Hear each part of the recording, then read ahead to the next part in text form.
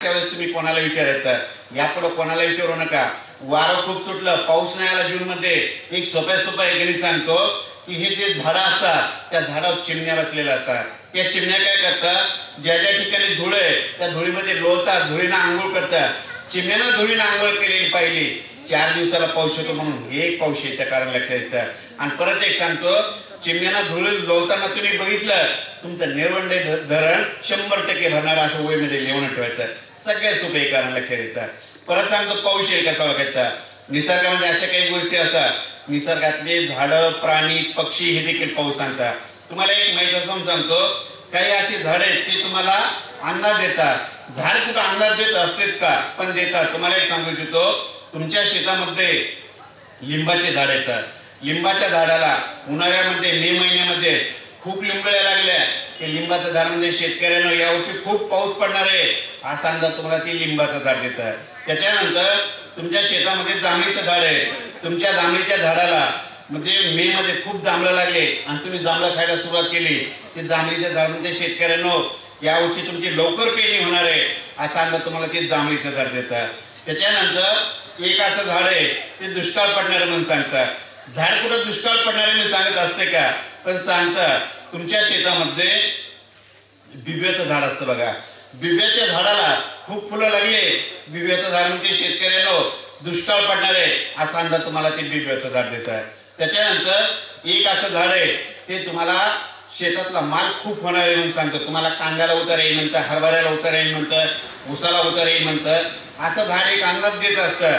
मग तसं झाड कुठं असतंय का, पण असतं. तुम्हाला सांगतो, तुमच्या गावामध्ये किंवा तुमच्या परिसरामध्ये तुमच्या चिंचाच्या झाडाला खूप चिंचा लागल्या, ती चिंचाचं झाड म्हणजे शेतकऱ्यांना यावर्षी तुम्ही मालामाल होणार आहे असा अंदाज तुम्हाला ती चिंचाचं झाड देतात. त्याच्यानंतर एक असं झाड आहे तुमच्या शेतामध्ये रामफळ. आता उन्हाळ्यामध्ये आता रामनवमी असते, त्या रामनवमीच्या वेळेस तुमच्या रामफळ खूप लागले की रामफळ मध्ये शेतकऱ्यांना यावर्षी दुष्काळ पडणार आहे असा अंदाज तुम्हाला ते रामफळ देतात. त्याच्यानंतर रामफळ कमी लागले की त्या वर्षी पाऊस जास्त होतो असा अंदाज तुम्हाला ते झाड देतात. त्याच्यानंतर दुष्काळ पडायचा आणखीन एक कसं ओळखायचा, 11 जूनला दुपारी 12 वाजता आकाशात वरती बघायचं, सूर्याला जर खळ दिसलं ना, निसर्ग म्हणतो शेतकऱ्यांना दुष्काळाचं संकट आहे असा अंदाज तुम्हाला निसर्ग देतो. त्याच्यानंतर परत सांगतो, पाऊस येईल कसा ओळखायचा. काय करायचं, एक असं झाड आहे बघा, म्हणजे ते तुम्हाला 1 वर्षाचा पावसाचा अंदाज देतात.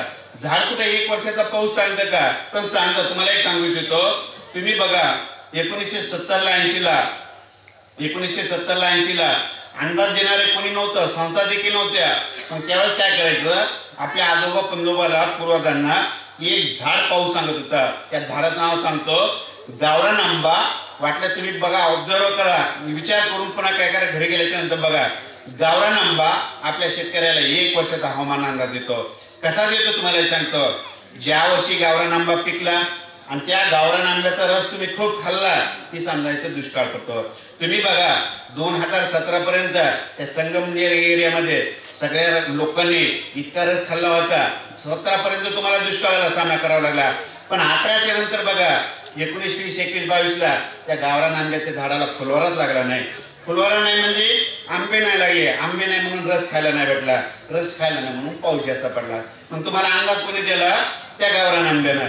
यावर्षी देखील लक्षात घ्या, यावर्षी गावरान आंबा फुलवारा खूप लागला, आंबे टिकले आणि तुम्ही रस खाल्ला की तुम्ही म्हणायचं पुढच्या वर्षी पाऊस कमी पडणार आहे असा अंदाज तुम्हाला ती गावरान आंबा देतो.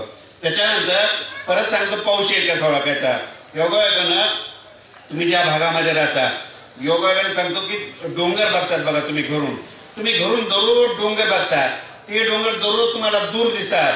पण पावसाळ्यामध्ये तुम्ही डोंगर बघितला आणि 24 तासात पाऊस येणार असला आणि ते डोंगर काय होतात, असे जवळ आल्यासारखे दिसतात. आणि त्या डोंगरावर मंदिर असलं, एरवी तुम्हाला कधी दिसत नाही, पण ते मंदिर असं जवळ आल्यासारखं दिसतं, घरून स्पष्ट दिसू लागतं. ते मंदिर स्पष्ट दिसू लागलं, आपण म्हणायचं 24 तासात पाऊस येणार आहे म्हणून हे पाऊस येण्याचं कारण लक्षात येतं. परत सांगतो, पाऊस येईल कसा ओळखायचा. निसर्गामध्ये अशा काही गोष्टी असतात. तुम्हाला एक माहिती असून सांगतो, इथं डॉक्टर आहेत तुम्ही, तुम्हाला एक माहिती असून सांगतो, पावसाळ्यामध्ये आभाळ आल्याच्या नंतर दम्याच्या लोकांना काय होतो, त्रास होतो. मग ते काय करतात, आभाळ आल्याच्या नंतर ते धापा देऊ लागतात. मग त्यांना दम्याचा त्रास होतो, मग आपले घरचे काय करतात, त्यांना लगेच डॉक्टरकडे घेऊन जातात. मग डॉक्टर त्यांना तिकडे ऍडमिट करतात.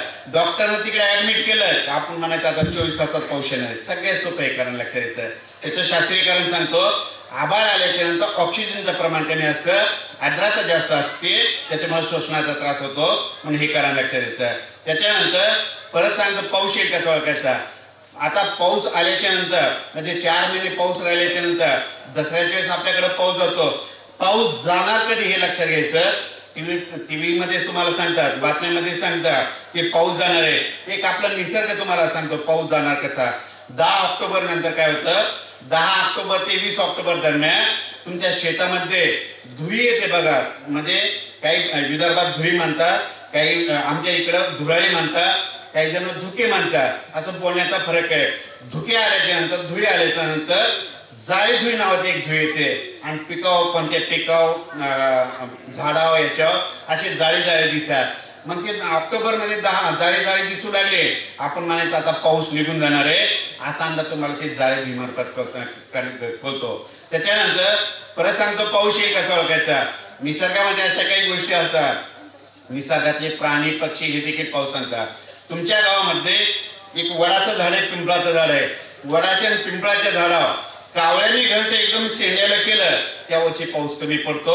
आणि कावळ्याने घरट त्याचं घरट 3 फुटाला खाली केलं शेंड्यापासून, की त्या वर्षी जास्त पाऊस पडतो, असा अंदाज तुम्हाला कावळा देतो. त्याच्यानंतर मे महिन्यामध्ये तुम्ही शेतात काम करत असताना म्हणजे जूनचा पहिला आठवडा लागला, तुम्ही दररोज सरड्या बघता.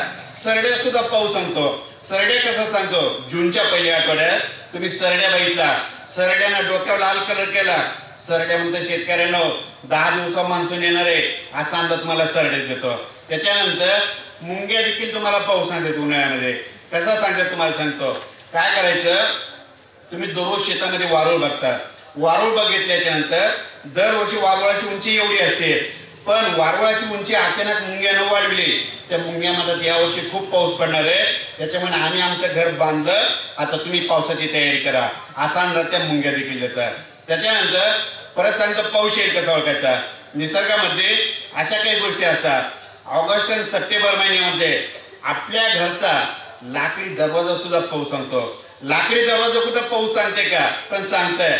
ऑगस्ट महिन्यामध्ये आपल्या घरचे दरवाजे लागले गेले, दरवाजे म्हणतात शेतकऱ्यांना 10 दिवसाचा सततधार पाऊस पडणार आहे, असा अंदाज तुम्हाला ते लाकडी दरवाजे देतात. त्याच्यानंतर पाऊस यायचे, हे झालं पाऊस येण्याचे कारण. आता तुम्हाला विजेबद्दल सांगतो. वीज म्हणजे ही नव्हे आकाशातील वीज. बरेच जण काय म्हणतात पाळीव माणसं वीज पडते. यापुढे एक गोष्ट लक्षात घ्या, महिला तर बिलकुल म्हणतात पाळीव माणसं वीज पडते. यापुढे लक्षात घ्या, पाळीव माणसं वीज कधीच पडत नाही, पण तुम्ही काय करता, त्या पाळीव माणसाला तांब्याच्या कडा हातात घालतात. यापुढे तांब्याच्या कडा हातात घालत जाऊ नका. तांब्याच्या कडा हातात घातलं, बाहेर विजेचा पाऊस चालू असला आणि ती व्यक्ती बाहेर गेली तर बिलकुल त्याच्या अंगावर वीज पडते. म्हणून विजा चमकत असताना हातामध्ये तांब्याचं कडं घालायचं नाही, म्हणून ही माझी सर्वांना कळकळीची विनंती. आता या ठिकाणी तुम्हाला एक माहिती समजून सांगतो. ज्या ज्या गावात तुम्ही आले, तुमच्या गावामध्ये समजा या गावामध्ये लिंबाळ्यामध्ये इतक्या विजा चमकतात, इतक्या विजा चमकतात, तुमच्या गावात वीज पडत नाही आणि गावाच्या बाहेर विजा पडतात. मग तुमच्या गावातल्या विजा कोण वाचवतं, तुमच्या गावातल्या विजा वाचवणार कोण आहे माहितीये का, तुमच्या गावातलं ते मंदिरावरचा कळस आहे बघा, आहे ना कळस, मंदिरावरचा कळस विजा वाचवतात. वाटल्यास भविष्यामध्ये लिहून ठेवा, जर तुमच्या गावात वीज पडली ना, तुमच्या गावातल्या त्या मंदिराच्या कळसावर पडेल, कळस तुटून जाईल, पण तुमच्या गावात कोणाच्या अंगावर पडणार नाही. मग ते कळस कशामुळे वीज वाचवतं त्याचे शास्त्रीयकरण सांगतो. कारण की ते कळस आहे ना कासा धातूचं आहे. कासा धातू काय करतं, वीज ओढून घेतं आणि तिथं संपून टाकतं. तुम्ही बघा, पूर्वी आपल्या घरी काशाच्या वाट्या होत्या, काशाच्या प्लेट होत्या, तांबे होते. कशामुळं, आपले पूर्वज काय करायचे, विजा चमकायला लागले की ती वाटी घ्यायचे, लांब नेऊन टाकायचे, वीज कशावर पडायची, त्या वाटीवर पडायचे. आणि ज्यांच्याकडं ती वाटी नसायची मग ते काय करायचे, लोखंडी पहार घ्यायचे आणि त्या वाड्याच्या बाजूला टाकायचे. मग वीज कशावर पडायची, त्या पहारी पडायची, जमिनीमध्ये संपून जायचे. पण योगायोगानं महाराष्ट्रामध्ये ज्या ज्या ठिकाणी गाव आहेत आणि त्या गावामध्ये मंदिर आहेत, सगळे जे कळस आहेत ना हे कासा धातूचे आहेत. म्हणून वाटल्यास लिहून ठेवा, भविष्यात तुमच्या परिसरात वीज पडली, तुमच्या गावातल्या मंदिराच्या कळसावर पडेल, कळस तुटून जाईल पण तुमच्या गावात कोणाच्या अंगावर पडणार नाही, ते कारण लक्षात घ्यायचं. या विजेबद्दल सविस्तर माहिती सांगतो. आकाशातील वीज ही एक नैसर्गिक आपत्ती. या पृथ्वीचा पृष्ठभाग ऋणभारित असतो, वातावरण धनभारित असते आणि या वातावरणामधून सतत इलेक्ट्रॉन वाहत असतात. विजा नाही पडल्यानं पृथ्वी आणि वातावरणातील विद्युत समतोल 5 मिनिटात संपुष्टात येईल. म्हणून विजा पडणं चांगलं आहे पण विजा पडणं वाईट आहे. विजा पडणं चांगलं कसं सांगतो. आता मागं 2 महिन्यापूर्वी ज्यांच्या शेतामध्ये विजेचा पाऊस पडल्यानं कांदे काढताना हे करताना त्यांच्या पिकाला उतार येणार. कशामुळं? त्या विजेच्या पावसामध्ये नायट्रेट ऑक्साईडचं प्रमाण असतं. म्हणून विजेचा पाऊस चांगला, विजेचा पाऊस वाईट कशामुळं? या